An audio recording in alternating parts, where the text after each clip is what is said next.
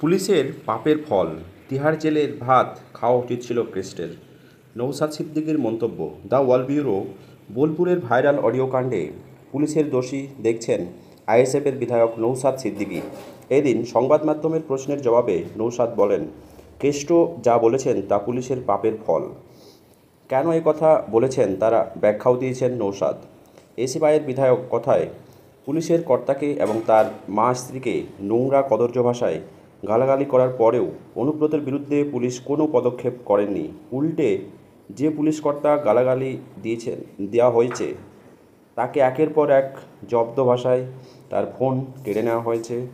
Doctor শিক্ষকের উপর আক্রমণ হলে মানুষ রাস্তায় নেমে প্রতিবাদ করে, কিন্তু পুলিশের উপর আক্রমণ হওয়া সত্ত্বেও মানুষ পথে নামল না, কারণ এটা পুলিশের পাপের ফল। নওশাদ এও বলেন, এখনও সময় আছে, পুলিশ কর্তাদের ভেবে দেখা দরকার। পুলিশ যদি দলদাস প্রথা থেকে বেরিয়ে না আসে তাহলে পুলিশের জন্য আগামী দিন আরও খারাপ কিছু অপেক্ষা করে আছে। এরপরেই কেষ্টমণ্ডলকে নিশানা করেছেন নওশাদ। বলেন, গরু পাচারের অভিযোগ যে তিহারের ভাত খেয়ে শোধরাতে পারেনি তাকে জেলেই রাখা উচিত। সম্প্রতি বোলপুর থানার আইসি লিটন হালদারকে হুমকি ও নোংরা গালাগালির অভিযোগে উঠেছে বীরভূম তৃণমূল নেতা অনুব্রত মণ্ডলের বিরুদ্ধে। সোশ্যাল মাধ্যমে ভাইরাল হয় অডিও। তাতে আইসি ও তার মা ও স্ত্রীর উদ্দেশ্যে অনুব্রতর কদর্য ভাষায় গালাগালি করতে শোনা যায়। ওই ঘটনার কড়া বিবৃতি শোনা যায় তৃণমূলের তরফে।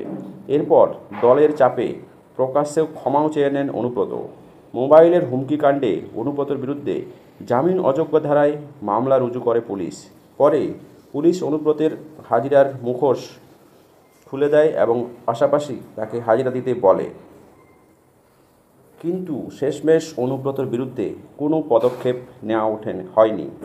এবার বড় প্রশ্ন তুলেছেন নওশাদ সিদ্দিকী।